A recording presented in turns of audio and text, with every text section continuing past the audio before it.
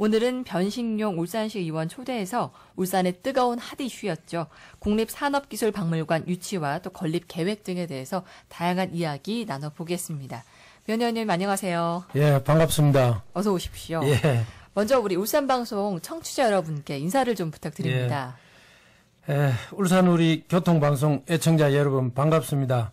울산광역시 변식용 의원입니다. 오늘은 말복입니다. 삼복더위에 교통방송 애청자 여러분 모두 건강 조심하시고 특히 휴가철에 졸음운전하지 마시고 항상 안전운전 하시길 바라며 오늘도 교통방송 애청자 가족 모두 행복한 하루가 되시길 기원드립니다. 네. 감사합니다. 육사 지방선거에서 또 당선이 되신 거잖아요. 예. 다시 한번 늦었지만 그래도 축하 인사 좀 드립니다. 아이, 감사합니다. 예. 그러면 지난 6월부터 7월까지 우리 울산이 이것 때문에 좀 뜨거웠습니다. 국립산업기술박물관 건립, 그 입지 선정을 위한 구군의 유치 활동도 많았고요. 또 시민들의 관심도 그만큼 뜨거웠는데요. 국립산업기술박물관 소개를 좀 자세히 부탁드립니다. 우선에 우리 국립산업기술박물관에 대해서 시민 여러분 이제 관심과 성원에 먼저 감사드립니다.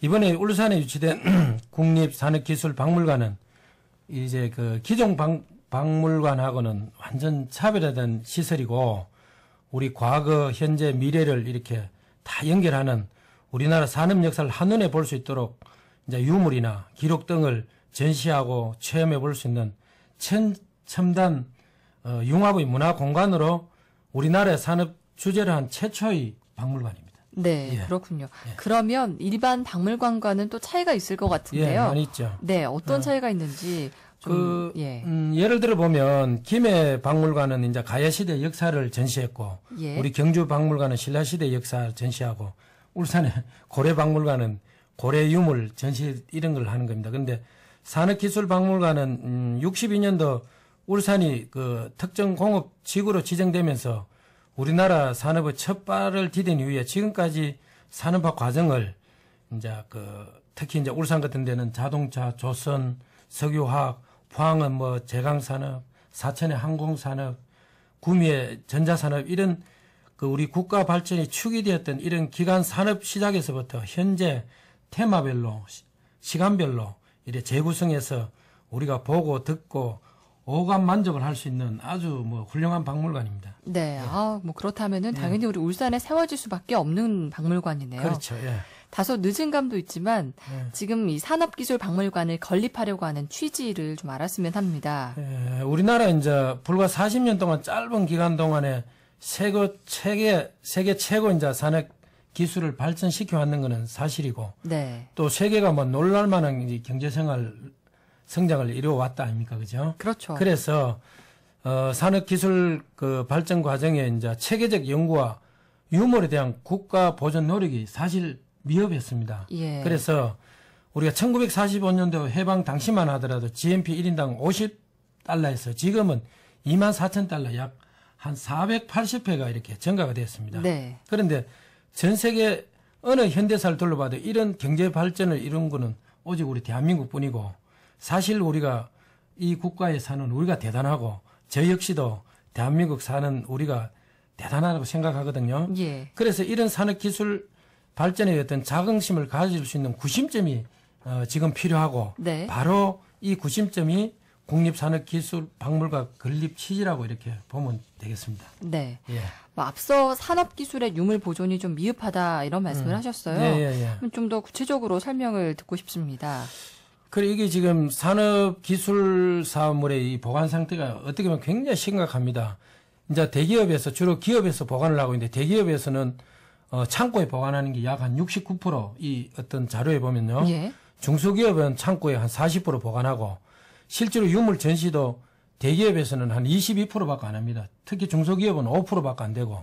근데 더 중요한 거는 이 그 기술 사물에 대한 유실이 대기업에는 거의 한 9% 정도, 특히 중소기업 같은 경우는 한 55% 지금 유실이 되고 굉장히 심각한 상태입니다. 그래서 평균적으로 보면 우리 이 산업기술 물품에 대한 이 중요한 자료들이 거의 한 55%가 창고에 보관되어 있고 전시는 뭐 한 14%, 그리고 유실이 한 31% 이렇게 되고 있거든요. 그래서 이 심각한 상태다. 그래서 이러한 산업 유물의 어떤 체계적인 보관과 보존이 지금 심각하고 세계적으로 이 해외 같은 경우에는 프랑스 이런 데 보면은 막 1970년대 네. 기술 공예 박물관을 만들고 영국 같은 데는 80년대에 영국 과학산업박물관을 만들고 네. 미국 같은 경우는 1900년도에 시카고 그 과학산업박물관을 만들고 가까이 이제 최근에 1980년대 후반에 보면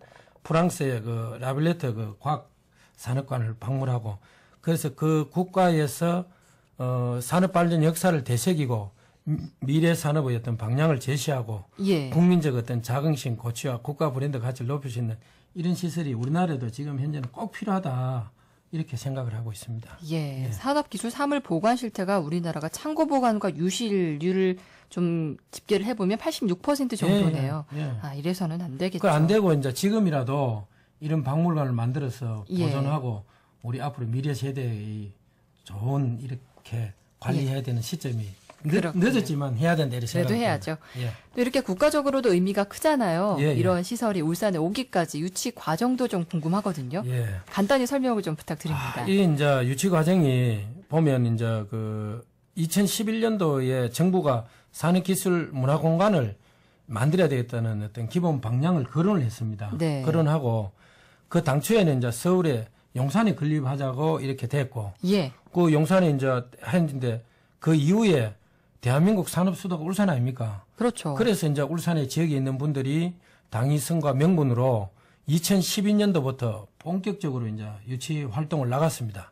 그래서 지난해 그 7월 4일 우리 박근혜 정부 지역 공약 이행 계획 발표 이후에 이제 울산 유치 최종으로 이제 확정이 됐는데 실제로 이 시민단체에서 범시민 서면 운동도 전개하고 이 상공계나 우리 시의회 이런 데서 울산 유치 결의문도 하고 울산시에는 울산 유치 타당성 중앙정부에 설득하고 대통령께 직접 건의도 하고 우리 특히 이제 지역에 있는 국회의원님들이 입체적으로 이런 활동을 해서 이런 그 성과를 가져왔다 이렇게 생각이 됩니다. 그렇군요. 이렇게 유치 확정 전까지 시민단체를 비롯해서 상공계, 시의회, 울산시부 다 똘똘 뭉쳐서 또 울산 유치를 하게 됐네요.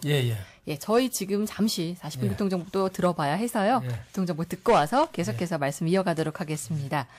TVN 교통정보 상황실로 갑니다. 문은지 캐스터. 네, 이 시각 울산 시내도로 먼저 공사 구간 있습니다. 아산로 성내 삼거리에서 명촌교 가는 2차로에서 진행하던 도로 공사는 현재 2차로에서 3차로로 이동하고 있습니다. 여파바다 정체되고 있으니까요. 참고하셔서 지나시기 바랍니다. 계속해서 산업로 태화강역에서 명촌교 닿기까지 묶였다 풀리기를 반복하고 있고 연포로 효문사거리에서 현대자동차 정문 가는 길 소통 원활합니다. 봉울로 위로는 봉월사거리에서 공업탑 로터리 가는 길 차간거리 좁혀 지나고 있고 반대 태화 로터리 방향으로도 간간히 차량줄 길어지고 있습니다. 이어서 국도 상황입니다.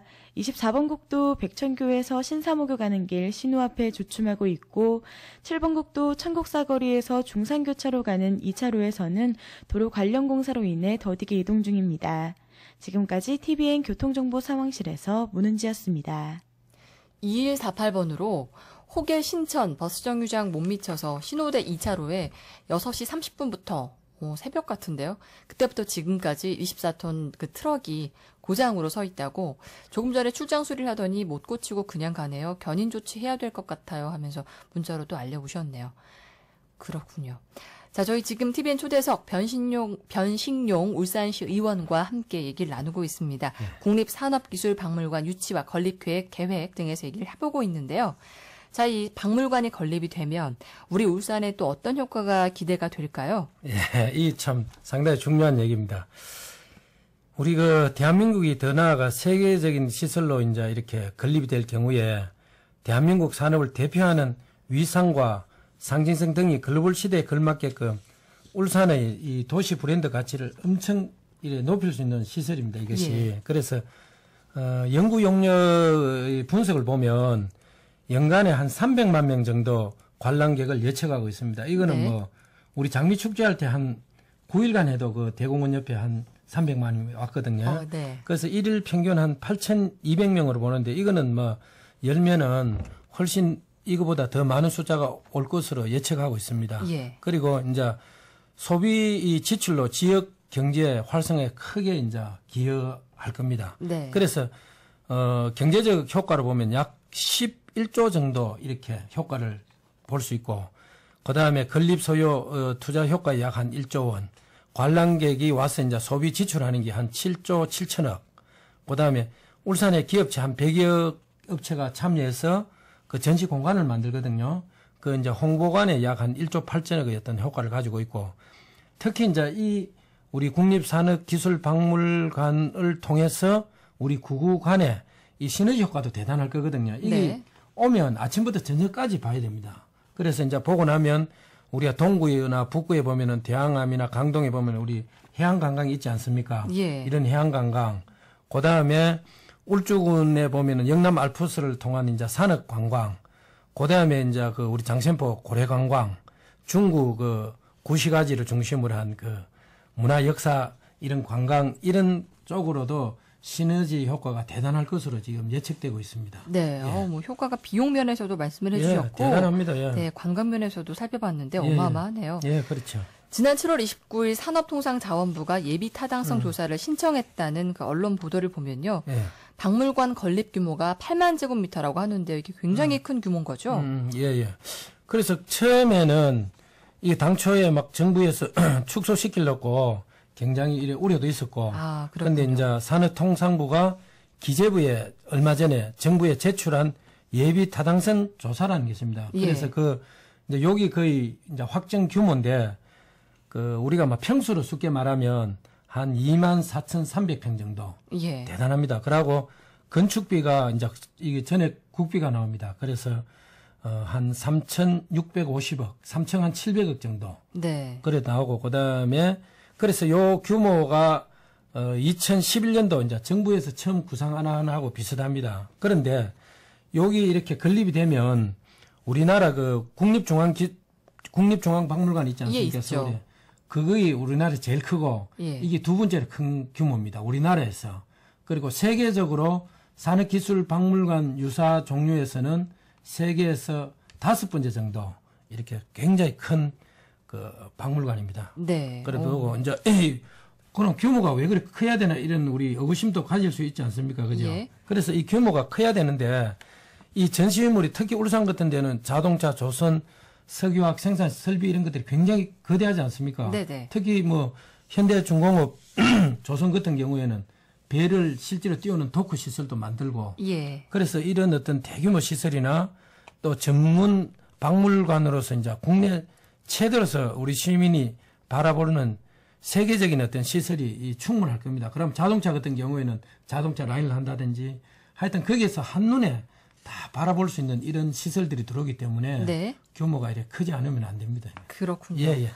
참 규모가 엄청나네요. 우리나라 두 번째, 세계 5번째. 그렇죠. 자, 그럼 국립산업기술박물관이 건립되기까지는 예비타당성 조사 이런 통과 같은 중요한 과정이 또 남아 있는데 앞으로 지역에서는 또 어떤 일을 해야 하고 또 우리 시민들도 어떤 부분을 좀 도와드려야 될지 당군 말씀을 끝으로 해주시죠. 그게 참 중요한 게 지금은 예비타당성 조사 신청만 완료된 거거든요. 예. 그리고 지금 앞으로 이제 해야 될 게 예비타당성 조사를 이제 10월부터 올 10월에 이제 대상 사업을 선정하는 심의를 합니다. 예. 그러고 내년도에 상반기에 예비 타당성 조사 수행을 하게 됩니다. 근데 이 부분이 굉장히 중요한데 예비 타당성 조사가 들어가면 실질적으로 국립산업기술박물관이 꼭 필요한 지금 아까 전에 설명한 이런 것들이 건립 규모에 대한 이제 근거와 논리 등을 정부에서 원하는 대로 될 수 있도록 이제 울산시하고 우리 정치권 시민들이 힘을 모아가지고 정부에 이해를 시키고 설득을 시키고 이런 과정이 또 필요합니다. 예. 필요하고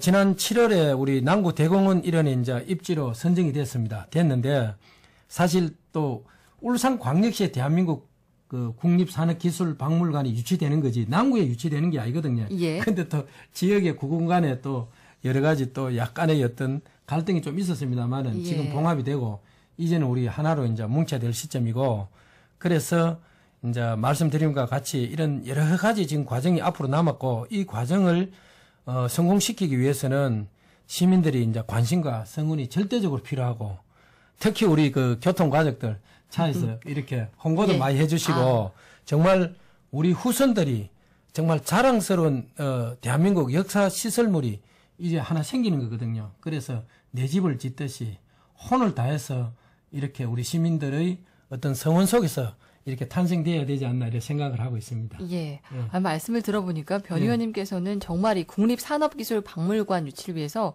여러 가지로 힘쓰시는 것 같아요. 자부심도 또 남다르시고 잘 됐으면 하는 그런 마음이 느껴지는 오늘 방송이었습니다. 자, 지금까지 설명 또 잘 들었고요. 또 앞으로 또 기회가 될 수 있으면 또 뵙죠. 정말 고맙습니다. 그리고 하여튼 너무 많이 이렇게 관심을 가져주시고 꼭 세계적인 어떤 박물관이 이번 기회를 통해서 우리 시민들이 힘을 합쳐서 만들어지는 어떤 시민 모두가 자긍심을 가질 수 있는 이런 것이 하나 만들어졌으면 좋겠습니다. 네, 오늘 말씀 고맙습니다. 잘 들었습니다. 예, 감사합니다. 지금까지 TVN 초대석, 오늘은 변식용 울산시 의원 초대해서 울산의 뜨거운 핫이슈였죠. 국립산업기술박물관 유치와 또 건립 계획 등에 대해서